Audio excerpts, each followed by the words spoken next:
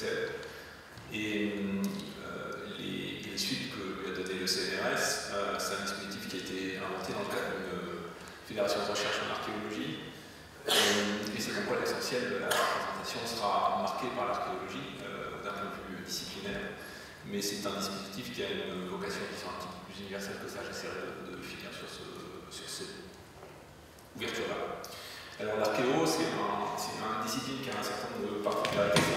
C'est une partie de ce qu'on appelle l'humanité. C'est une partie qui est à la fois proche et dérivée et un peu en concurrence d'une discipline beaucoup plus connue qui s'appelle l'histoire, tout simplement.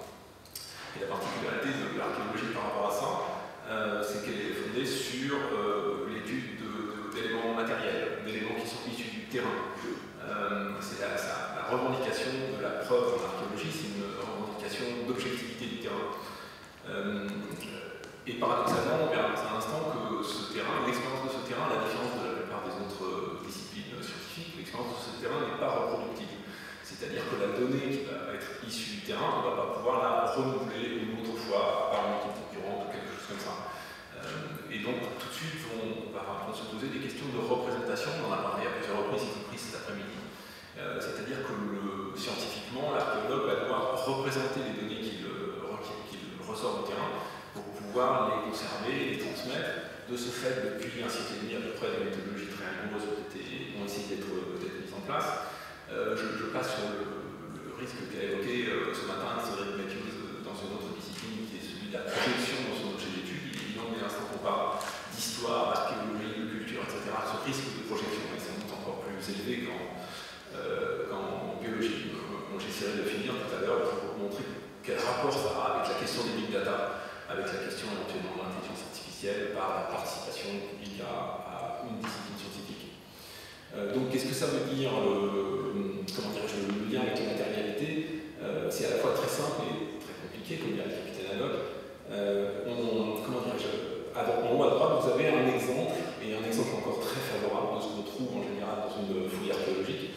Ça, c'est un col de peau ou d'amphore qui est assez reconnaissable la plupart du temps, qui est trouvé plutôt de la taille, de la paume de la main, voire une pièce de monnaie, même si c'est ce qu'on appelle un tesson d'une pièce. Et donc, comme a failli dire hier dans des interventions sur l'intelligence artificielle dans des intervenants, ce qui est demandé à l'archéologue, c'est de reconnaître une amphore, un pot, etc., dans ce qui n'est plus du tout une amphore, un pot, etc. C'est quelque chose dont on a vu que ce n'est pas du tout trivial en termes de reconnaissance d'image, c'est le quotidien d'un certain nombre d'archéologues, et pour ça, ils se servent de typologie, ils se servent de degré de représentation. Si on commence par dessiner l'objet pour pouvoir le reconnaître dans une bibliographie, des collections de dessins, etc., et pouvoir éventuellement en tirer un artefact numérique. Voilà ça. Un premier exemple. Un deuxième exemple, à la fois plus simple d'un certain point de vue, puisque l'objet est plus figuratif. Voilà, ça c'est des éléments de colonnes trouvés à Bordeaux dans un contexte archéologique gallo-romain. Qu'est-ce qu'on peut faire de ça? Qu'est-ce que font de ça les archéologues? Ils s'efforcent de regrouper des bouts épars qui ont pu être trouvés ou identifiés à certains moments dans l'histoire de la ville et de les recomposer et de mettre en jeu ce qu'ils savent de l'architecture, ce qu'ils savent de la résistance des matériaux parce qu'ils sont architectes archéologues. Et de cette façon, ils peuvent arriver à reconstituer ça, c'est-à-dire en fait, l'élévation d'un temple romain assez particulier, qui s'élevait à peu près sur la place du Grand Théâtre à Bordeaux. Donc à partir de choses tout à fait éparses, on finit par reconstituer quelque chose comme ça. Il y a un aspect magique, naturellement. De quoi on part pour arriver à ça? On part j'ai parlé de terrain tout à l'heure, on part de ça. L'image en haut à gauche, c'est une représentation de fouille. En haut à droite, c'est la façon dont les archéologues, au tout premier stade de la découverte, essayent de qualifier en quelque sorte les différents objets, pour parler comme un informaticien, qui constituent ce terrain de fouille, ce qui est en différentes couleurs, ce qu'on appelle une unité stratigraphique, et le diagramme en dessous, qui est par contre une recomposition du terrain imaginaire, représente la grande variété et la disposition qui apparaît presque aléatoire de ces différentes unités stratigraphiques sur un terrain de fouille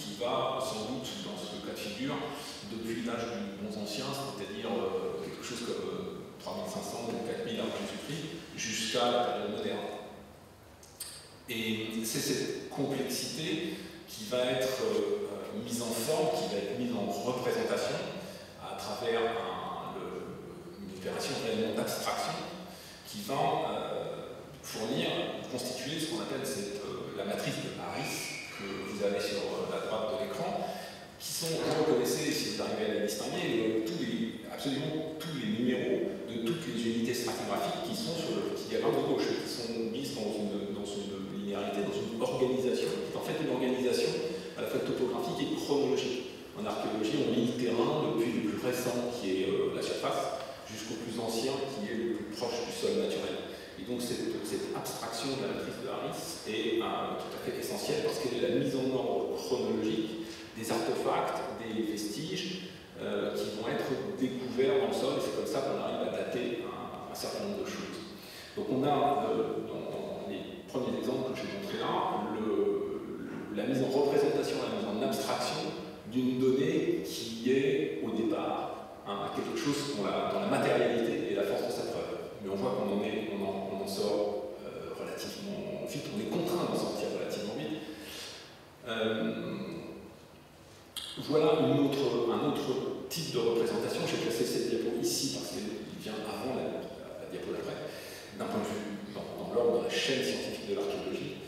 Là, c'est une représentation de ce qu'on appelle une étude géophysique, une carte géophysique, une prospection géophysique d'un terrain fluide. C'est un tel en Syrie qui, en l'occurrence, a une durée de vie qui s'étale, une durée archéologique qui s'étale probablement du bronze moyen jusqu'à la période médiévale, du XIIIe et XIVe siècle.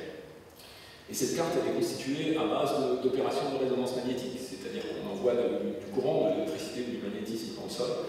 Ça interagit, ça rejaillit en quelque sorte, soit sur les pierres, soit sur différentes choses, soit sur les différentes compositions de la Terre, pour renvoyer ceci que je pense tout un chacun peut identifier comme quelque chose qui ressemble à une carte. Et c'en est une, effectivement. Sauf que c'est une carte où tous les niveaux sont écrasés sur un seul point.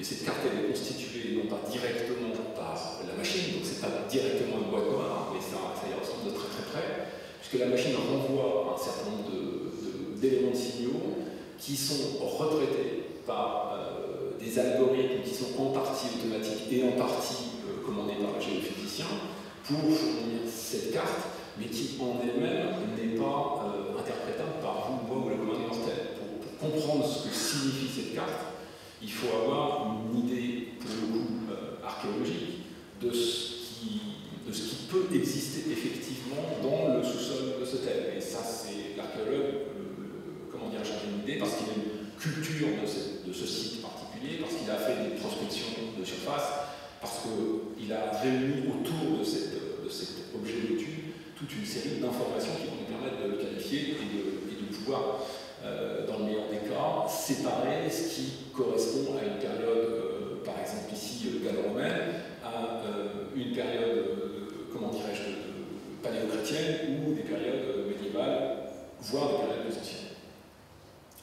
Pourquoi on procède à ce genre de choses au lieu de purement et simplement fouiller le site et puis descendre jusqu'au sol naturel et d'aller jusqu'en bas? D'abord, ça coûte évidemment beaucoup moins cher et ça permet de choisir là où on va faire porter son effort matériel, physique, de fouille. Il y a une deuxième raison, c'est ça. Et c'est ça le problème majeur de l'archéologie, c'est ça qui la différencie sans doute de la plupart des autres disciplines scientifiques, c'est que l'archéologie détruit son sujet d'étude au fur et à mesure qu'elle le révèle, en quelque sorte.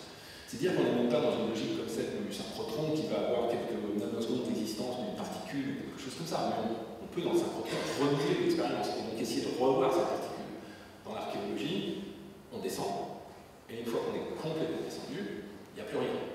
On a parlé un tout petit peu avec Cédric tout à l'heure qui est de Marseille, de la question de la carrière de Marseille dont vous avez entendu parler, c'est une chose assez classique. Il faut comprendre que l'archéologue est un conservateur, donc sa vocation de l'archéologue, c'est de descendre jusqu'au terrain naturel, et donc de détruire tout ce qui existe pour en conserver une trace, une représentation, des traces, des représentations, et pouvoir construire un raisonnement scientifique à partir de ces représentations.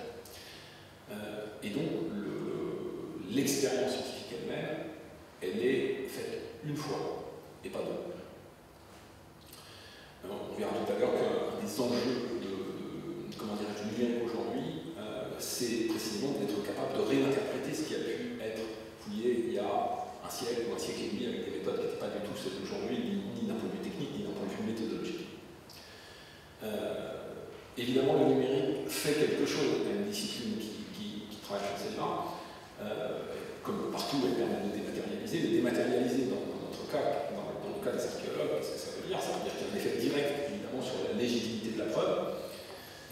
Et il y a un impact direct sur les controverses qui sont relativement nombreuses, qui arrivent régulièrement, entre ce qu'on appelle les historiens et ce qu'on appelle les archéologues, et sur les contradictions qui peuvent exister entre des sources écrites, qu'étudient essentiellement les historiens, et des traces matérielles qui vont être ce que les archéologues tirent du sol.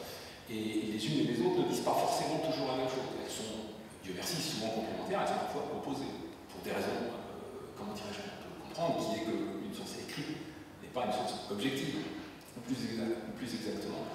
Elle ne peut le devenir qu'à travers l'analyse critique que va faire un historien, à condition qu'il ait tous les éléments qui permettent d'en faire l'analyse critique. Donc le numérique en échange, en contrepartie, a évidemment des avantages, une certaine objectivation de la donnée brute, on y reviendra dans quelques slides, et puis évidemment la puissance de sa mise en représentation, qui est, comme la langue des autres, la meilleure et la pire des choses. Depuis un siècle et demi, les archéologues, par rapport au problème que j'ai évoqué tout à l'heure de cette dématérialisation par la fouille, ont construit toute une série d'outils épistémologiques autour de la représentation de leur savoir à leur donner. Il y a un article fondateur, enfin refondateur en quelque sorte au début des années 80 qui a clarifié très clairement tout ça en distinguant la notion de restauration d'un objet dont on sait à peu près à quoi il ressemblait et dont on effectue un traitement physique qui lui redonne son apparence initiale, la restitution comment dirais-je, de ce que pouvait être la place, la forme, l'assemblage des éléments matériels effectivement retrouvés sur un terrain. C'était un des exemples que j'ai donné sur la page que j'ai montré, c'était le deuxième slide pendant tout à l'heure, et la reconstitution qui est au contraire une hypothèse qui, à partir de ce qu'on peut restituer, la reconstitution dit je peux compléter les éléments restitués en aboutissant à la forme complète des colonnes du théâtre de Bordeaux que je vous ai montré. Et je dis, c'est une hypothèse. Vraisemblable pour plein de raisons, mais c'est une hypothèse, c'est une reconstitution. Alors on a besoin de ces questions épistémologiques, et en particulier dans le monde du numérique, et ces deux exemples là sont là pour illustrer cette question.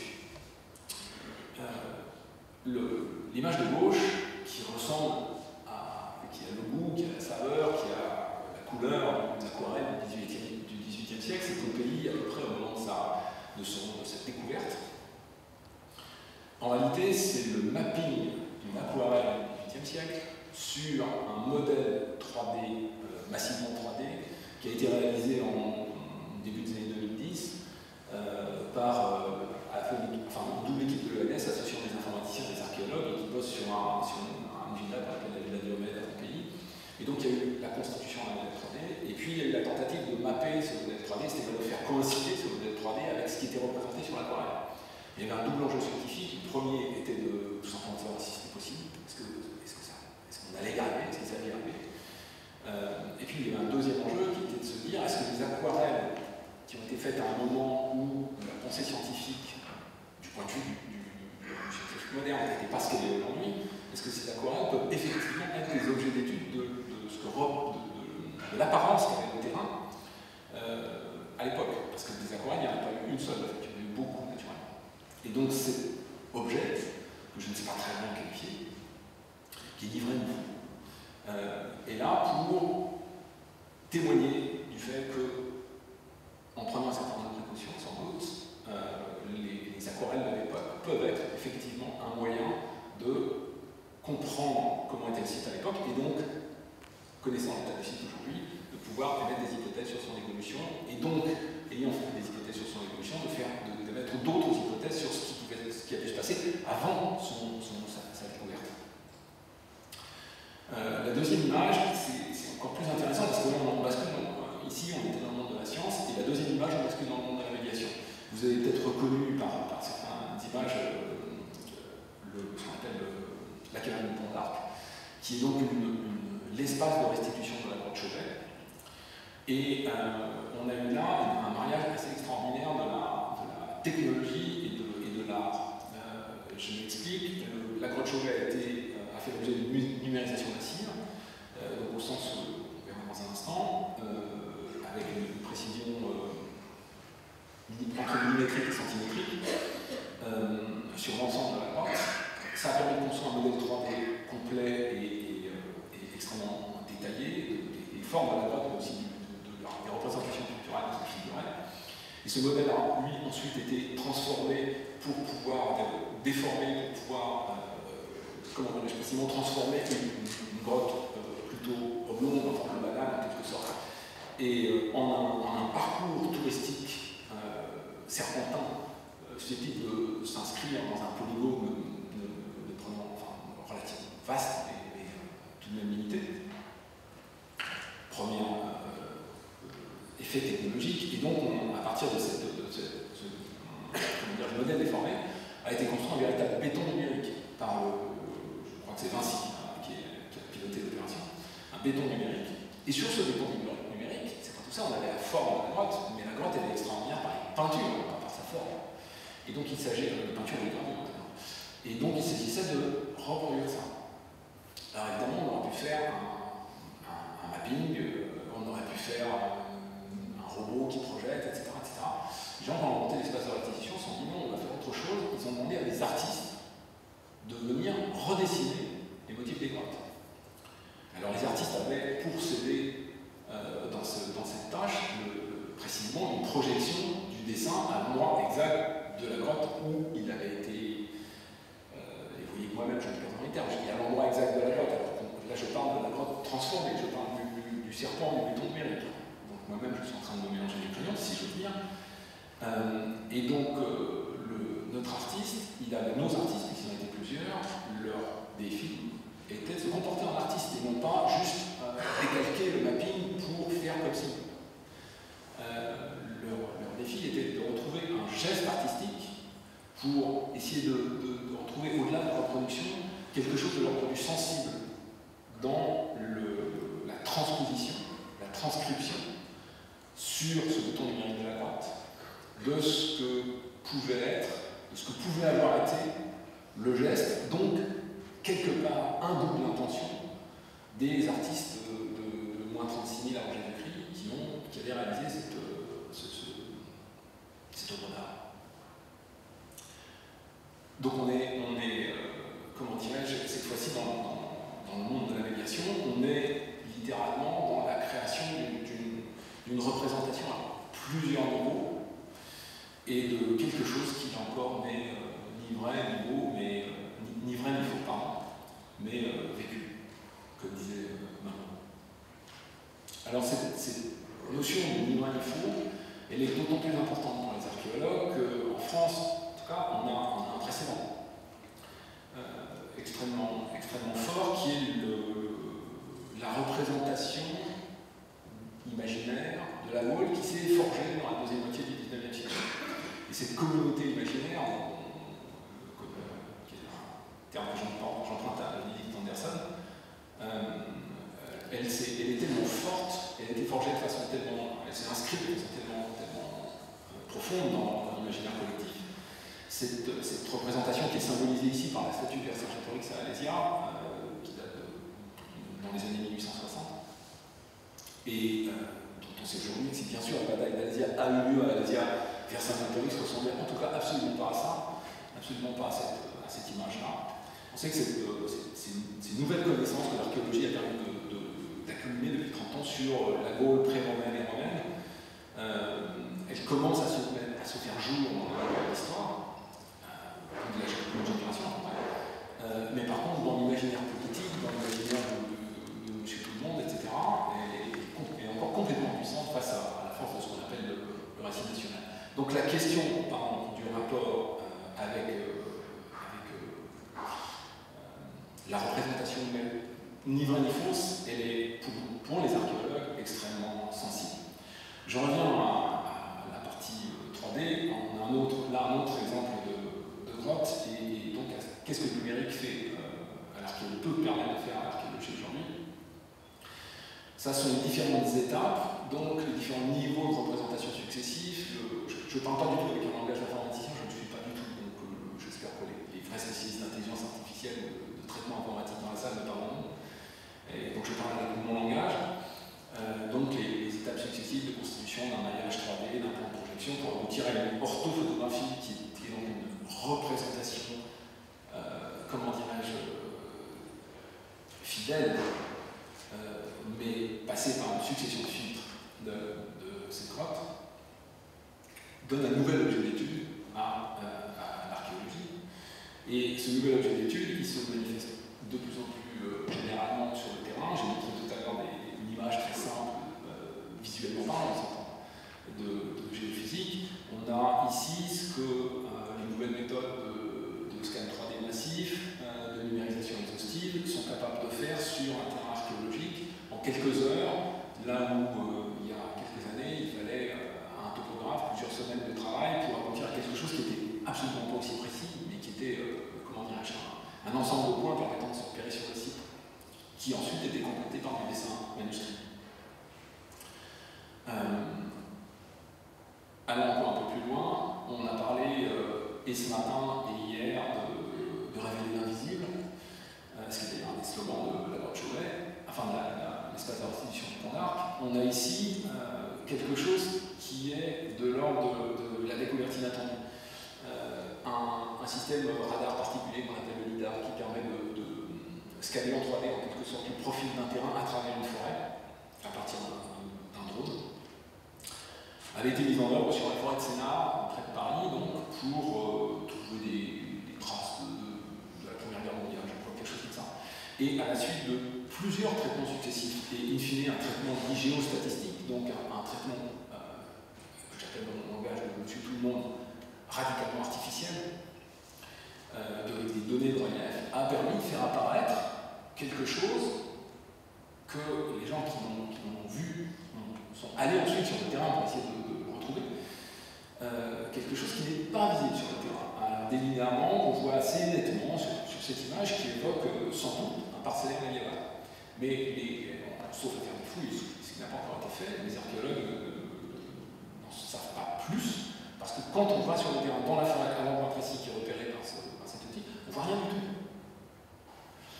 Mais indiscutablement, sous réserve de la boîte noire du traitement géostatistique, il y a quelque chose. Alors, on a l'impression, sans doute, que les archéologues, en découvrant ça, sont comme devant une espèce de comme à Disneyland, à se dire qu'est-ce que c'est que ce truc, on ne sait pas très bien par quel bout le prendre, mais ça a l'air magique. Alors, il faut savoir que l'archéologie n'est pas tout à fait naïve en matière de technologie. Les archéologues utilisent de la techno, utilisent en particulier des systèmes chimiques, d'analyse de matériaux, etc., depuis physico-chimiques depuis très longtemps. Et puis on n'a pas attendu l'intelligence artificielle pour utiliser l'informatique, les bases de données, etc. Donc il n'y a pas de rejet a priori de l'informatique. Il y a par contre la sensation, par la nature même, l'essence même du travail de l'archéologue. Il sait que le système numérique ne va pas créer du savoir à proprement parler, mais va créer des représentations de sources du savoir. Donc on va avoir à traiter des questions de décalage. Et puis par ailleurs, l'archéologue c'est d'abord un homme de terrain, et quand on est un homme de terrain, c'est, comme disait Yvon Lombard en parlant de la pétanque, ce que mon œil voit, ma main le fait. L'archéologue c'est un peu pareil, c'est-à-dire qu'il est sur le terrain, il va noter un certain nombre de choses, indépendamment des traitements automatiques dont j'ai parlé tout à l'heure, et puis s'il a un doute, il va revenir sur son terrain, et puis son œil et sa truelle, donc le prolongement de sa main, l'outil qui est le prolongement de sa main, va gratouiller un peu plus le terrain, préciser des choses pour mieux comprendre en particulier les questions de stratigraphie que j'ai évoquées tout à l'heure. Et donc j'espère que le diagramme vous a fait comprendre que les différentes couches de couleurs correspondaient à différentes périodes de datation, et que donc souvent on trouve un objet dans une couche de datation donnée, ou dans la couche du dessous, ou dans la couche du dessus, l'objet en question n'a pas du tout la même signification. Et toute l'analyse du terrain peut en être changée. Et donc on a vu naître comme ça des controverses du type la myopie numérique du relevé automatique qui ne colle pas avec l'intuition analogique de l'œil, du dessin, du truelle. Et puis à l'inverse, du côté des opérateurs de système, ou des ingénieurs qui les inventent et qui les mettent à disposition des archéologues, cette question un peu difficile à admettre pour le terrain, justement, du désordre ontologique causé par le facteur humain. Autrement dit, apprenez à utiliser nos systèmes et vous les jugerez différemment. Alors c'est tellement prégnant cette question que le CNRS a organisé il y a 2 ans un séminaire interdisciplinaire sur ces questions du rapport entre le patrimoine et le numérique. Et la Maison d'Orient a été invitée à y participer pour précisément se poser des questions d'interdisciplinarité, comment on dialogue, etc. Et puis, tout simplement, y a-t-il un pilote dans l'avion? Qui est le pilote de l'avion? Qu'est-ce que le pilote fait à l'avion? Et qu'est-ce que les passagers veulent que le pilote fasse à l'avion? Alors, on a abordé toute une série de questions, en particulier sur les techniques d'acquisition, d'observation, d'analyse. Donc là, on est vraiment sur l'appareillage, le logiciel, l'analyse, les outils au sens informatique du terme, où se posent des questions de formalisation, entre la question de l'interopérabilité des données d'un contexte à un autre, et tout en maintenant la plus grande précision possible, des défis encore non relevés par un certain nombre de nos outils sur la spatialisation, on en a parlé un peu, et surtout sur la temporalité des données, à la fois de l'acquisition des données et de la période temporelle à laquelle elles se rapportent. Et là, ce chantier-là est encore complètement ouvert. Évidemment, l'évaluation de la qualité métrique des capteurs et des scans. Et puis, une fois qu'on a acquis une donnée, quelle qu'elle soit, la qualité de son enrichissement. Donc là, on parle de l'aspect technique des choses. Mais cet aspect technique des choses, il y a évidemment une contrepartie du côté de l'aspect, comment dirais-je, documentarisation de l'objet obtenu, à la fois de l'objet patrimonial, matériel, et de l'objet en représentation numérique de l'objet patrimonial. On a toutes les questions qui se posent autour de l'hétérogénéité des objets et des descripteurs, l'hétérogénéité donc des ontologies qui sont utilisées, l'hétérogénéité du statut de l'objet qui rejaillit aussi sur l'ontologie utilisée, évidemment. Dans notre domaine, on a évidemment la question des musées, la question des centres de recherche, la question des pays différents et des cultures de pays différents.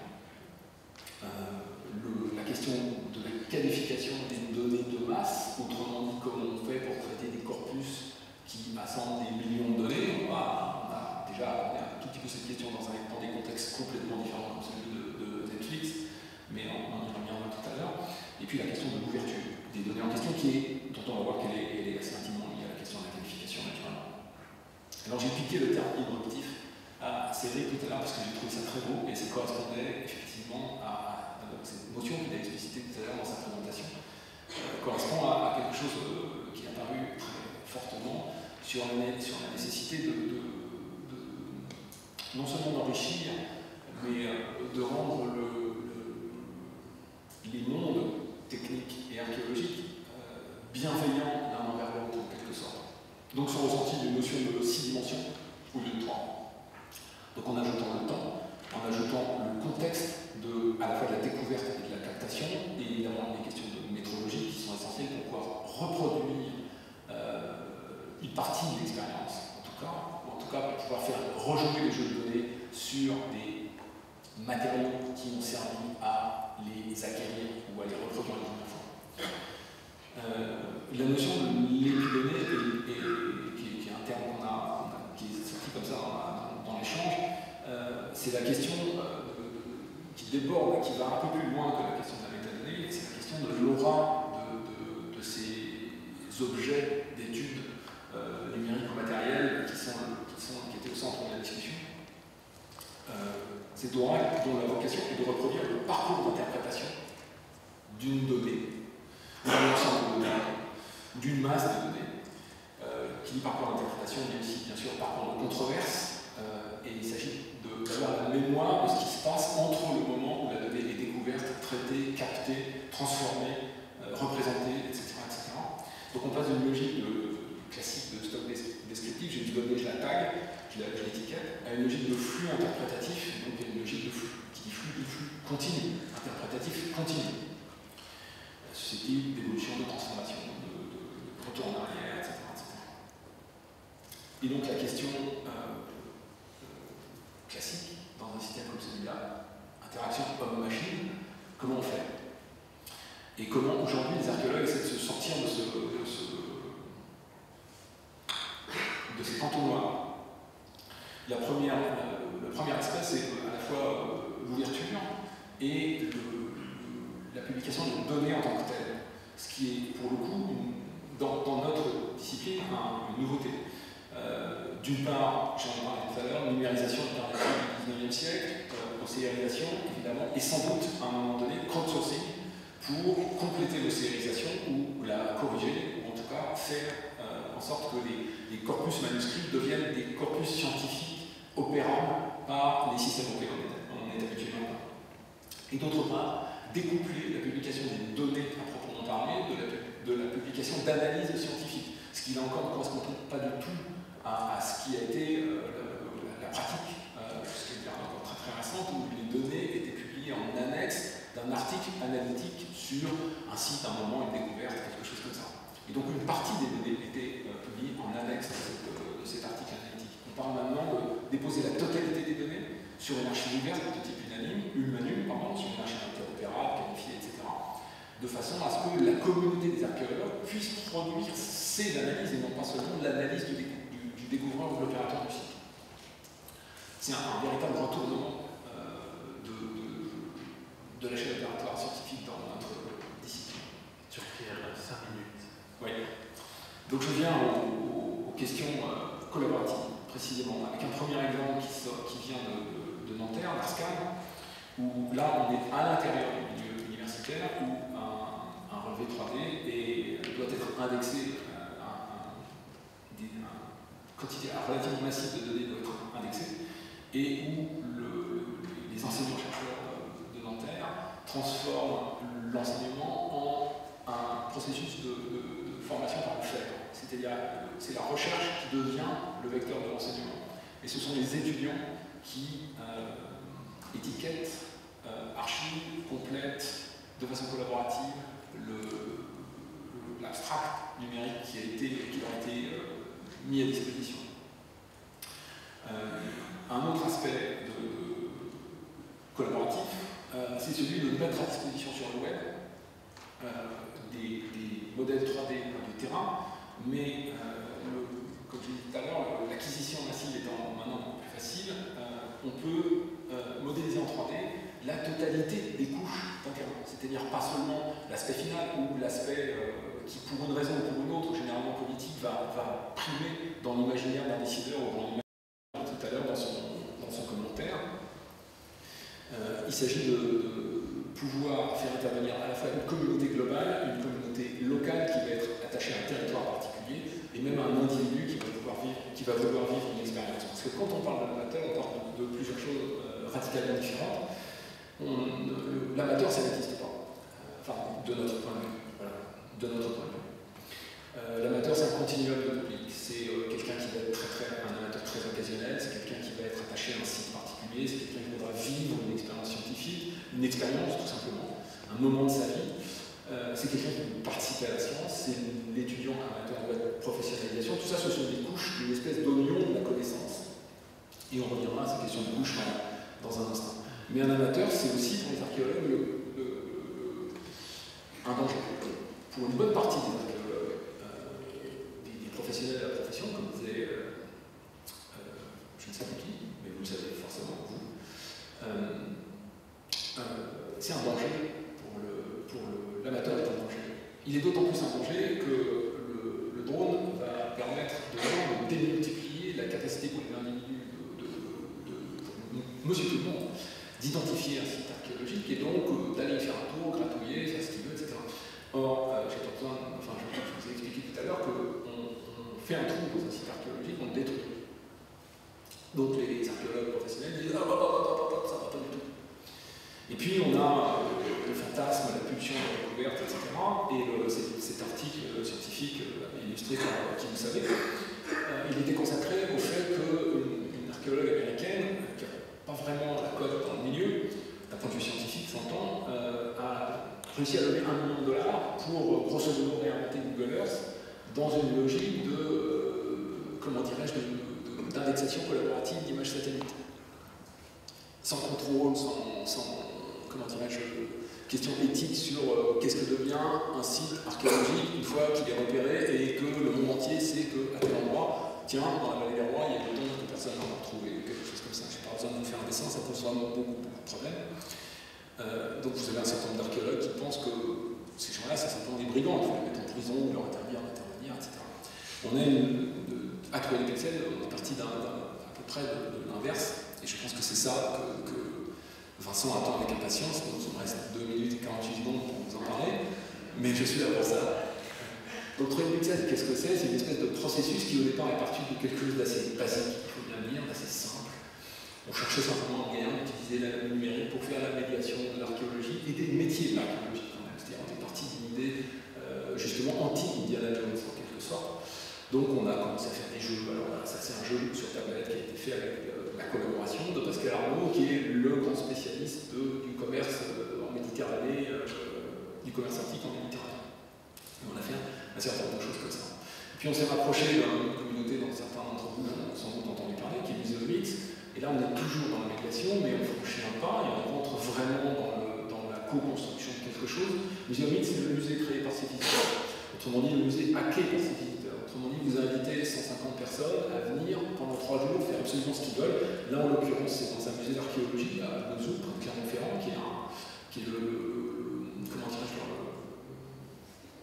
l'endroit d'où sortait, qui était une espèce de chaîne de la céramique gallo-romaine au 1er siècle après Jésus-Christ, l'usine du monde. Et vous avez des gens qui se prennent la tête, qui font un peu d'informatique, qui utilisent des outils technologiques très récents et très sophistiqués comme un scanner portatif que les laboratoires mettent à disposition, qui prennent du bon temps, qui s'amusent, qui réinventent un autre rapport à la connaissance et au musée, et qui ensuite produisent un certain nombre de dispositifs. Et ces gens qui sont là créent doublement de la connaissance. D'abord, je devrais dire triplement de la connaissance. D'abord, eux-mêmes s'instruisent, ça c'est une première chose. Donc, ils montrent en quelque sorte, si j'ose dire, ces jeux ont ça dans la pyramide de la connaissance. Ils inventent des dispositifs qui permettent à d'autres publics de mieux comprendre ou de comprendre différemment le sujet du musée. En l'occurrence, ce n'est pas le rôle de ce dispositif, mais dans un musée de la céramique, personne n'avait pensé à expliquer comment on faisait de la céramique. Qu'est-ce que c'était la pâte de la céramique? Comment on faisait. Qu'est-ce que c'était le métier d'un potier, quoi? Quand il trempe ses mains dans la pâte. Plusieurs dispositifs ont tourné autour de ces questions-là. Et là, en l'occurrence, il s'agit de créer un dispositif où suivant qui est rien d'autre qu'un jeu d'arcade, où des hologrammes de potiers organisent une espèce de battle d'argumentation pour dire ma céramique est plus belle que la tienne, ma poterie est plus belle que la tienne. Donc les utilisateurs prennent en main le destin de leur savoir, en quelque sorte. Ça, c'est un autre exemple pas la même année, mais dans un autre musée d'archéologie, qui tourne autour de 2 représentations, une antique et une interprétée à l'époque moderne, de la question de la citoyenneté, dans un contexte romain et dans le contexte du discours héréditaire de Martin Luther King. L'acte 3 de trouver les pixels, c'est de se dire, maintenant qu'on a fait ça, à un moment on s'est dit, au fond, notre amateur, pourquoi on n'en fait pas un vrai scientifique? Pourquoi on ne se donnerait pas les moyens de lui faire contribuer à la recherche en train de se faire? Alors on a inventé un simulateur d'archéologie. Alors pour inventer un simulateur d'archéologie, on a fait réaliser pour la première fois, ça n'existait pas, des modèles, non pas d'élévation, qui eux par contre sont assez banals aujourd'hui, mais des modèles de représentation du sous-sol d'un terrain. C'est-à-dire qu'on s'est nourri des données réelles collectées par des équipes de fouilles, etc., sur des terrains réels, et on a construit avec un labo de jeux vidéo les règles de transcription que l'archéologue peut effectivement fouiller. Et ce type de dispositif est en train de se faire approprier par les enseignants d'archéologie de l'Université de Lyon pour former leurs étudiants. Nous, on veut former le public. Mais c'est la même chose. Comme j'ai essayé de le montrer tout à l'heure. Dans le simulateur, il y a évidemment des mécanismes collaboratifs. Vous avez compris que l'archéologie, c'est d'abord de l'interdisciplinarité, donc de la collaboration. On a fait d'autres expériences de jeux sérieux collaboratifs dans le contexte lyonnais, sur des terrains ayant disparu, mais se retrouvant dans un musée par rapport à un jeu qui se joue en ligne, mais qui nécessite des allers-retours avec le direct, c'est-à-dire d'aller faire des choses sur le terrain pour pouvoir ensuite continuer à avancer dans le jeu en ligne. Et l'acte 4, c'est la qualification de l'amateur dans les deux sens d'une qualification, donc dans le sens du jeu, mais aussi dans le sens de sa capacité à intervenir dans un réel processus de recherche. Donc là encore, on a comment dit-on, localisé, enfin on a adapté des processus de gamification du jeu vidéo bien connus pour qu'un amateur, comment dirais-je,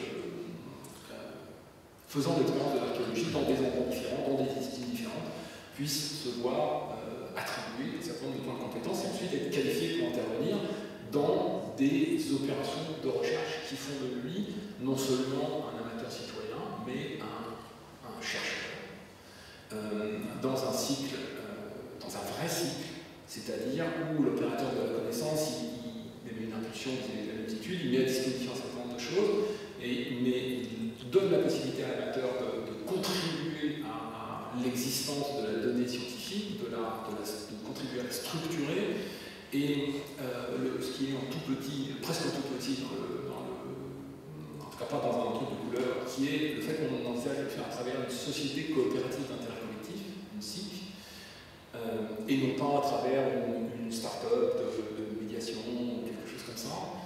Une coopérative d'intérêt collectif, c'est comme son nom l'indique, une coopérative, c'est-à-dire qu'on aborde là la question éthique, c'est-à-dire que notre apprenti chercheur, qui est devenu un vrai chercheur, parce qu'il participe à des opérations réelles, et ben, il a le droit à la parole. Il n'a pas seulement le droit de participer à l'opération scientifique, et après on lui dit merci, c'est très bien, on va même peut-être vous citer dans l'article, ou quelque chose comme ça, mais il est partie prenante de la décision, c'est-à-dire il est partie prenante de la co-création d'un programme scientifique et de son aval.